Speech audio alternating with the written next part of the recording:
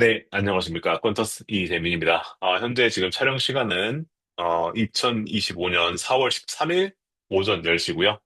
그 4월 셋째 주 시황에 대해서 다뤄보고자 영상을 켰습니다.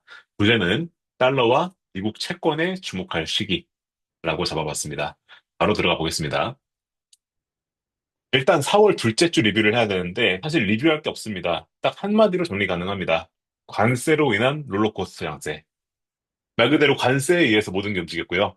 4월 9일 날에 관세가 실제로 부과가 되니까 장이 폭락을 했고, 그리고 갑자기 트럼프가 그 저번 주 중간쯤에 관세를 유예해야겠다라고 하니까 다시 장이 급등을 하는 말 그대로 관세로 인한 롤러코스터 장세였고요. 사실 저번 주에 뭐 CPI도 나왔고 PPI도 나왔고 물가지수 나왔었는데 그거는 시장에 아무런 영향을 주지 않았죠. 시장에 아무런 영향을 주지 않았고 말 그대로 관세에 의해서 모든 게 움직였다라고 한마디로 요약 가능합니다. 그리고 사실 이 관세로 인한 롤러코스터 장세는 지금도 계속 현재 진행형인데 주말간 지금 뉴스가 나왔는데 이게 핫합니다 지금 그죠? 모든 SNS에서 얘기 나오고 있어요. 뭐냐면 반도체와 전자제품 관세는 상호 관세에 포함되지 않는다는 정정 뉴스가 떴습니다. 그래서 지금 그 말 그대로 그 스마트폰이나 반도체와 같은 것들은 관세 부과 대상에 포함이 안 된다라는 뉴스 때문에 지금 현재 사람들이 난리가 났죠. 와, 이제 그러면은 나스닥 다시 폭등하는 거 아니냐? 라고 하는 그런 것들이 지금 다시 나오고 있는데 여기서 제가 사실관계를 조금만 좀 바로잡자면 사실 이 반도체라고 하는 거는 트럼프가 계속 얘기를 했었는데 반도체는 자동차와 비슷하게 별도로 관세를 매길 품목이다. 그렇기 때문에 이번 관세는 포함되지 않는다라고 얘기를 했었는데 이거를 그냥 말 그대로 다시 한번 정정한 거에 불과한 겁니다. 그래서 사실 그 트럼프가 저번 주 금요일에 얘기했었어요. 반도체 관세는 이제 곧 부과될 것이다. 그 무역확장법 223조에 의해서 현재 지금 반도체가 얼마나 지금 그 이게 상황이 심각한지 조사하고 있고 이게 조사가 끝나면 관세를 부여할 것이다. 라고 얘기를 했었기 때문에 사실 사람들이 지금 좋아하고 있지만 아직 이게 끝난 건 아니다. 라고 하는 거를 우리가 객관적으로 명확히 알 필요 있어요. 사실 제가 치는 걸 수도 있겠지만은 일단 우리가 사실 명확하게 알고 있어야죠.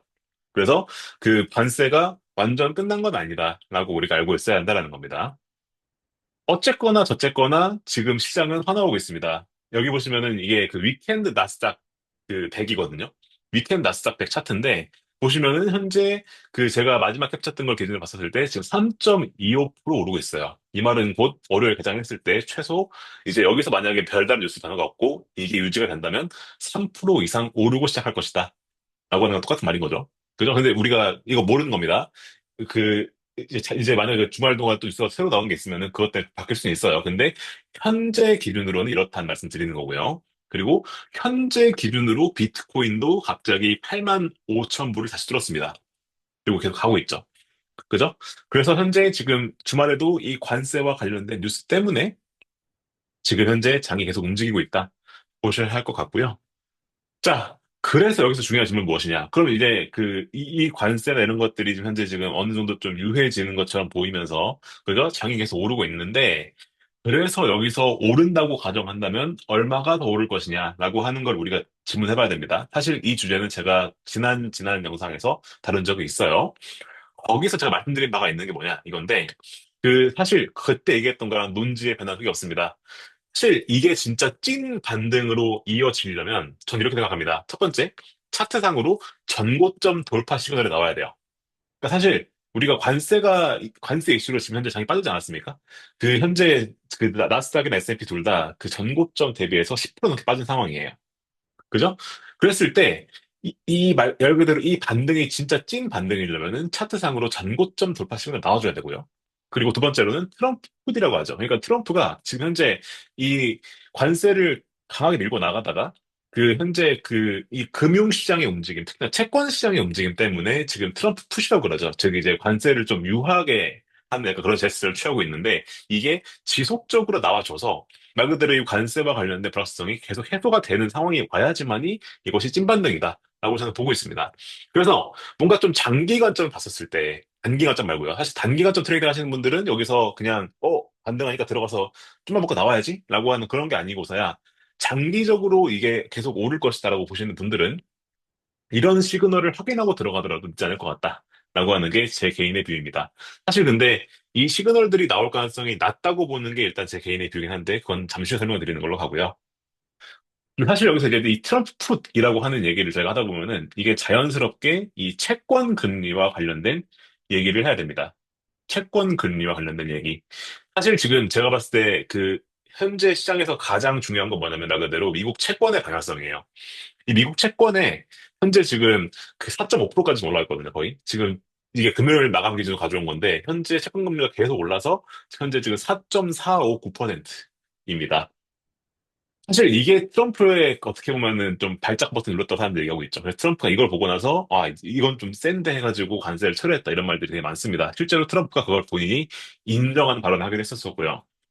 근데 이 채권 금리와 관련해서 사실 이 얘기를 사람들이 많이 안 하고 있는데 저는 개인적으로 지난 금요일 날에 이 채권 금리가 오르면서 되게 중대한 현상이 관측이 되었다라고 생각을 합니다. 그건 뭐냐면은 지난주 금요일에 채권 금리가 오르면서 특이한 점이 뭐였었느냐? 달러 인덱스가 내렸어요. 사실 그 지난 금요일 내내 이랬었거든요. 채권 금리는 내내 계속 올랐는데 달러 인덱스는 계속 내려갔습니다. 즉, 이 말은 달러 인덱스가 내렸고 장기채가 동시에 올랐다는 뜻입니다. 전 이게 매우 중대한 현상이고 여기에는 엄청난 시사점이 있다고 보고 있어요. 왜 그러하느냐? 이거는 어떤 미국이라는 나라의 화폐 가치가 내리면서 동시에 미국의 돈을 빌려주는 금리가 동시에 올라갔다는 뜻입니다. 이거를 조금만 더 딥하게 보면은 화폐 가치가 내린다는 것, 즉 달러 인덱스 내린다는 무슨 뜻이죠? 이거는 미국에 있는 달러를 다른 나라 화폐로 바꿔서 나간 겁니다. 환전을 한 거죠. 그래서 나간 거예요. 그러니까 달러 인덱스가 내려가는 거죠. 이것은 곧 미국에서 타국으로 자본이 빠져나갔다는 뜻입니다. 그와 동시에 금리가 오른다는 게 무슨 뜻이냐? 어떤 국가에 내가 돈을 빌려줄 때 그 국가에서 빌려주는 금리가 높아졌다는 거니까 그 국가에 빌려주는 프리미엄이 올랐다는 뜻이에요. 그랬을 때 통상적으로 이 물가 경기에 의해서 금리가 움직일 경우 이런 경우는 이 둘은 같은 방향으로 움직입니다. 즉 통화 가치와 그 금리는 같은 방향으로 움직여요. 예를 들어서 금리가 인하되어서 혹은 인하가 예상되어서 채권금리 내리잖아요. 그럼 어떻게 되느냐? 그때는 통화 가치도 같이 내립니다. 금리가 내리면서 통화가 같이 내리는 거죠. 왜냐? 더 이상 이 나라의 금리가 매력적이지가 않으니까 돈이 빠지는 거예요. 반대로 금리가 인상되는 것 같다. 예상되면 어떻게 되죠? 그때는 채권금리가 오르고 동시에 통화가 같이 오릅니다. 왜냐? 금리가 올라가게 되는데 어떻게 되는 거죠? 외국 자본들이 이 나라 이제 매력적이네? 금리 매력적이네 해서 들어오는 거죠. 그래서 일반적으로 우리가 경기랑 물가로 인해서 이 금리가 움직이는 경우에는 통화 가치랑 금리는 같이 움직입니다. 근데 지금 어떻죠? 지금은 반대로 움직였어요. 그죠? 달러가 내렸는데 장기채가 동시에 올랐단 말이죠. 이런 상황은 보통 언제 발생하느냐? 이런 상황은 통상적으로 이머징 마켓, 그러니까 뭔가 좀 신흥시장 같은 데서 위기가 발생할 때 주로 나옵니다. 이건 이런 거예요. 말 그대로 어떤 나라에 위기가 생겨가지고 그 나라에 그 돈을 빌려주는 프리미엄, 즉 금리가 올라가는 거죠. 그와 동시에 자본이 동시에 나오는 겁니다. 그러니까 금리를 더 주더라도 돈이 나오는 거잖아요. 이건 언제 있냐면은 그 나라에 어떤 부도 위기가 있을 때, 어떤 금융 위기가 있을 때, 그때 금리가 오르면서 동시에 돈이 같이 나오는 거예요. 그래서 이머징 마켓에서는 이런 현상이 생기게 되는데 선진국 같은 나라들, 뭐 예를 들어서 유럽이나 일본이나 미국 같은 나라들은 사실 그 나라의 통화 자체가 안전 자산으로 취급받습니다. 사실 우리가 달러화라고 하면은 일반적으로 생각했을 땐 되게 안전한 자산이라고 생각을 하죠. 그래서 설령 그 나라에 위기가 생기더라도 뭐 예를 들어서 은행이 파산한다든가 그죠? 전에 금융위기 같은 상황이 온다고 했었을 때 그때 채권 금리가 오를지언정 동시에 화폐 가치가 내려가진 않아요. 옛날에 우리가 SVB 사태 기억하시면은 그때도 금리가 오르긴 올랐었는데 그때도 사실 그 화폐 가치가 동시에 내려가진 않습니다. 달러 가치가 오르면 올랐죠. 왜냐? 사람들의 안전선호 심리가 올라가니까요. 경제학 교과서에도 그렇게 적혀 있습니다. 근데 지금 어떻죠?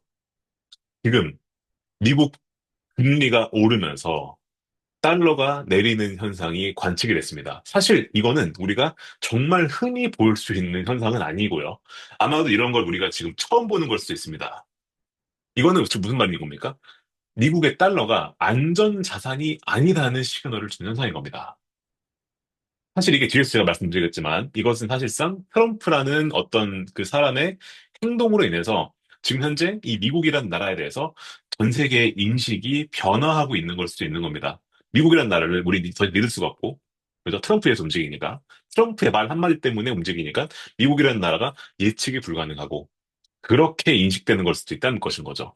사실 이게 지금 어저께 하루 관측된 것이기 때문에 이게 어떻게 보면은, 어제 하루만 가지고 단정 지을 수는 없지만, 만약에 이런 트렌드가 지속된다고 했었을 때는, 이게 어떤 블랙스완을 가져올지 우리는 아무도 모릅니다. 왜냐면, 말 그대로 전례가 없는 그런 일이기 때문에 그런 거죠. 그래서 사실 어제 하루만 가지고, 금요일 하루만 가지고 이거를, 미국, 이제 미국의 달러라고 하는 것이 이제는, 믿을 수가 없는 거고, 미국의 달러는 더 이상 선진국 통화가 아니다. 안전자산이 아니다. 라고 하기에는 좀 섣부른 판단일 수 있겠지만은, 금요일 장중 내내 이런 움직임이 관측이 됐었었고, 그리고 이게 지속이 된다고 한다면, 여기에는 아주 큰 시타점이 있을 것이다. 라고 저는 개인적으로 보고 있습니다. 그래서 이건 우리가 좀 눈여겨볼 필요가 있을 것 같아요. 그래서 이번 주에도 우리가 이 달러화랑 금리가 어떻게 움직이느냐라고 하는 것은 지속적으로 볼 필요가 있겠다. 말씀을 드리고 싶습니다. 실제로 지금 현재 미국에서 외국 자본 이탈이 역대급 수준입니다. 이거 보시면 아시겠지만 현재 미국에서 지금 외국 자본들이 4월 9일에만 마이너스 6.5 빌리언 달러, 즉 6조가 가까운 자본이 빠져나갔어요. 이거는 현재 보시면 아시겠지만 차트 보시면은 역대급 수준입니다. 엄청 많이 나오고 있는 거예요. 그 정도로 지금 현재 이 미국에서 외자 이탈이 지금 무시 못할 정도로 커지고 있고, 이것이 아까 말씀드렸던 것처럼 이 미국이라는 나라에 대한 신뢰성에 대한 의심이라고 우리가 볼 수 있는 약간 그런 트렌드일 수 있겠다 말씀드릴 수 있겠다는 겁니다. 이 모든 현상의 근원이 결국 무엇이냐? 사실 트럼프가 이 모든 현상의 근원이죠. 트럼프의 예측 불가능성. 사실 저번 주에 관세를 유예하는 판단도 사실 아무도 예상 못했었거든요, 진짜로. 트럼프가 갑자기 관세를 유예할 것이다. 발표하는 거를 아무도 예상 못했어요. 말 그대로 예측이 불가능한 거죠. 실제로 여기 보시면 여기 있는 게 제가 기사를 발췌해 온 건데, 미국에 있는 무역 대표부조차, 그죠? 말 그대로 미국의 무역을 총괄하는 사람조차 관세가 유예될 것이라는 사실을 의회에서 증언을 하는 과정에 달았단 말이죠. 그죠? 그러면서 트럼프는 그날 발표를 하기 전에 이렇게 말을 했어요. 지금이 미국 주식을 살 적기의 타이밍이다. 이러다 보니까 지금 미국에서 이슈가 되고 있는 게 뭐냐면은 트럼프가 이거 지금 내부자 거래한 거 아니냐. 그러니까 미리 얘기해 놓고 올린 거 아니냐, 일부러 장을. 그래서 그것 때문에 자기들이 이득 취한 거 아니냐. 라고 하는 그런 썰이 돌 정도로 지금 트럼프는 예측이 불가능하고요. 그리고 심지어 동맹국까지 공격하는 관세 정책. 여기 보시면 이렇게 돼 있죠. 보시면은 이게 상호 관세 제가 표를 가져온 건데 차이나가 1등이고 즉 중국이 1등이고 그 다음에 유럽입니다. 유럽은 미국의 아주 오랜 동맹국이에요. 근데 이 동맹까지도 지금 공격하는 정책 펴고 있단 말입니다. 이게 그러면은 우리 외국인 입장에서는 미국이라는 나라 더 믿을 수 있느냐, 우리가? 미국이라는 나라 신뢰할 수 있느냐? 옛날같이 미국이라는 나라가 과연 기축통화국으로서, 그죠? 우리가 신뢰를 줄 수 있는 그런 나라이냐? 라고 하는 의심을 사기에 충분한 단계까지 왔다라고 저도 개인적으로 보입니다. 이건 제 개인 의견일 수 있겠지만은 저는 더 이상 이 미국이라는 나라가 옛날만큼 좀 신빙성이 없는 것 같다. 실제로 지금 트럼프가 집권해서 지금 하는 일들을 보게 되면은 진짜 왜 저러지? 싶을 정도로 예측이 안 된단 말이에요. 그죠? 그런 상황에서 이 관세 정책이 앞으로도 계속 불확실할 것 같고, 그죠? 심지어 이렇게 내부자 거래까지 의심받는 이런 게 계속 나오고 있으니까 이게 갈수록 더 심화되면 심화됐지, 이게 줄어들 것 같진 않다. 라고 하는 게 현재 이 모든 현상의 근원이라는 겁니다. 그래서 사실 미국 증시가 여기서 더 오를 것이냐 라고 했을 때 저는 이 투자자가 제일 싫어하는 키워드가 뭐죠? 투자자가 제일 싫어하는 키워드는 불확실성입니다. 시장은 불확실성을 싫어해요. 확실한 걸 좋아하죠. 확실하지 않은 상황에서는 아무도 베팅을 크게 하지 않는단 말이죠. 특히나 기관들은 더더군다나 그렇습니다. 현재 트럼프가 집권을 해서 지금까지 펼쳐온 정책들에 의해서 현재 이 불확실성은 맥시멈을 찍었다고 저는 보고 있습니다. 맥시멈 찍었다 표현을 했는데 여기서 더 갈 수도 있어요. 불확실성이 확대되죠, 심지어 더. 그죠? 여기에 더해서 사실 미국 주식은 작년부터 계속 고평가 논란이 있었어요. 그죠? AI 이제 좀 고평가된 거 아니냐. 포워드 P 기준 봤었을 때 현재 미국 증시가 역대급으로 지금 밸류에이션 높은 거 맞단 말이죠. 그럼 여기서 안 그래도 밸류도 높은데, 그죠? 트럼프가 저렇게 예측 불가능한 을 펴고 있는데, 여기서 더 갈 수 있을 것이냐? 라고 했을 때, 저는 수급 관점 봤었을 때, 그렇게 될 수 있을까? 이거는 트럼프가 이 불확실성을 해소해주지 않는 이상이야. 여기서 더 할 수 있을까? 라고 했을 때, 거기에 대해서 저는 퀘스천 마크가 들기 시작했다라는 겁니다. 그래서 결과적으로 봤었을 때, 이 문제를 해결하려면은, 이 문제를 일으킨 장본인이 결국에는 이걸 해결해 줘야 될 거예요. 트럼프가 결국엔 이 문제를 해결을 해줘야 하는 거죠. 사실 근데 트럼프가 관세를 이렇게 밀어붙이는 또 분명한 이유가 있어요. 사실 이건 제가 여러 시황에서 말씀드린 바가 있고, 제가 심지어 세미나 때 말씀드린 바가 있죠. 트럼프가 관세를 미는 데 이유가 있다. 사실 그리고 이 문제가 심각한 문제는 맞다. 그거는 제가 여러 번 말씀드린 바가 있으니까 그걸 참고하시면 될 것 같고요.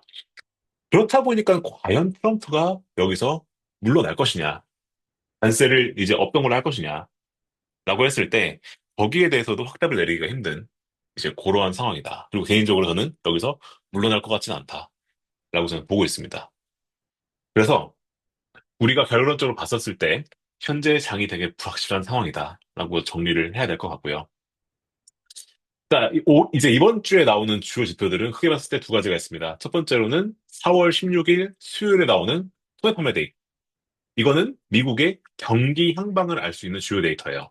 사실 미국이라는 나라는 소비로 움직이는 나라이기 때문에 이 소비가 꺾이기 시작하면 그때부터는 진짜 미국 경제는 침체로 간다라고 얘기를 할 수 있습니다. 근데 지금 현재 예측치를 보면은 사실 지난달과 지난 소비가 너무 워낙 안 좋았었기 때문에 거기에 대한 기저 효과로 많이 오를 것 같다라고 예상이 나오고 있는데 이게 어떻게 나오느냐에 따라서 그 미국 경제 흥배를 알 수 있는 주요 데이터이다라고 볼 수 있을 것 같고요. 그리고 4월 17일 목요일에는 4월의 연설이 있습니다. 4월의 연설을 해요. 이때 우리가 패드 푸시라 그러죠. 패드가 이제 지금 경제가 너무 불확실하니까 우리가 도와줄게 라고 하는 이제 그런 기대감을 불어줄 수 있을 것이냐라고 하는 그런 것들을 우리가 지금 보고 있는데 사실 패드가 움직이는 걸 보면은 사실 패드는 위기가 터진다 움직이거든요. 사실 생각해보면 그렇습니다. 금융위기 때도 그랬었고, 코로나 때도 그랬었고, 그리고 SVB, 옛날에 실리콘은행 파산했을 때, 그때도 사실 이게 파산할 것 같다라고 했을 때 선제적으로 움직이는 거 거였고요. 이게 뭔가 실제로 터졌을 때, 그때 움직이거든요. 그렇기 때문에 이 패드풋에 대한 기대감이 상존하고 있긴 하지만 사실 여기서 뭔가 좀 드라마틱한 뭔가를 얘기해 주는 거는 좀 그럴 것 같고 뭔가 단기적인 반등을 줄 수 있는 약간 이제 그런 정도로 그치지 않을까라고 개인적으로 보고 있습니다. 그래서 결론 말씀드리자면은 사실 단기 트레이딩 하시는 분들도 계실 겁니다. 제 영상 보시는 분들 중에서 이런 분들한테는 저도 개인적으로 트레이딩 개인적으로 하고 있고요. 이런 상황에서는 저는 이렇게 말씀드리고 싶어요. 지금은 홈런을 칠 시기는 아닌 것 같습니다. 왜냐면 지금 그 상방이 열려 있다고 보기 힘들어요. 그래서 장기적으로 쭉 뻗는 장세가 오긴 힘들 것 같고 이럴 때는 번트를 치거나 야구 봤을 때 번트를 치거나 혹은 안타를 치는 정도로 만족해야 할 시기다. 그러니까 적당히 우리가 단타로 거래를 하고 빠져나와야 되는 그러한 시기가 아닐까 판단을 하고 그러다 보니까 리스크 관리 필수다 말씀드리고 싶습니다. 그리고 불확실성이 매우 큽니다. 사실 이럴 때는 우리가 방어적인 전략을 취하는 게 저는 도움이 될 거라고 봐요. 그래서 퀀터스가 만들어 놓은 올 웨더 전략들 특히나 미국 주식이라고 하는 게 앞서 말씀드렸다시피 저는 개인적으로 올해 트렌드가 계속 보이고 있는 게 미국 주식은 별로 못 가는데 다른 나라 주식, 뭐 홍콩이나 유럽이나 우리나라 주식들이 오르는 경우가 많단 말이죠. 그러다 보니까 이제 슬슬 미국 주식만 투자하는 게 아니라 뭔가 좀 글로벌하게 투자 맞지 않겠느냐라고 저는 보고 있고요. 그 글로벌 주식 투자하는 데 있어서는 여기 왼쪽에 보이시는 퀀터스 글로벌 올레드 액티브가 최고입니다. 제가 만들었고 제가 이런 시각을 가지고 있기 때문에 자신 있게 권장드릴 수 있어요. 자신 있게 이 전략 투자하셔라 보여드릴 수 있고 올해 수익률은 나쁘지 않습니다. 심지어 저희는 올해 수익률 플러스입니다. 그래서 자신 있게 권해드릴 수 있을 것 같고요. 불확실성이 지금 매우 큰 상황이란 말이죠. 이랬을 때는 제가 계속 강조드리는 글로벌 분산 투자, 그리고 리스크 관리가 너무나 필수입니다. 그리고 저는 이제 갈수록 이런 말을 좀 자신 있게 할 수 있을 것 같은데, 미국 주식만 투자해서 쉽게 돈 버는 시대는 이제 좀 저무는 게 아닌가. 뭐 사실 향후에 봐야 알겠지만은, 뭐 예를 들어 갑자기 트럼프가 이제 관세를 완전히 뭐 철회한다든가, 트럼프가 갑자기 양보한다든가 그런 게 나오면은 뭐 미국 주식 갈 수 있겠지만 사실 밸류에이션 봤었을 때도 그렇고 여러 가지 봤었을 때 그 확률이 높지 않은 것 같다라고 말씀드려야 될 것 같고요. 근데 이런 상황에서는 블랙스완 해지나 뭐 차익거래나 이런 거 같이 시장과 무관하게 혹은 시장에 급락이 왔었을 때 돈 버는 전략이 무조건 필수다라고 저는 보고 있습니다. 그래서 퀀터스 VI 프로그램 이어가는 내용들이 있어요. 자, 그럼 간단하게만 잠깐 좀 보여드리자면 여기 퀀터스 들어가서 보시게 되면은 가장 상단에 여기 VIP라고 보이시는 화면이 있습니다. 이거 클릭해 보시면은 이렇게 보실 수가 있고요.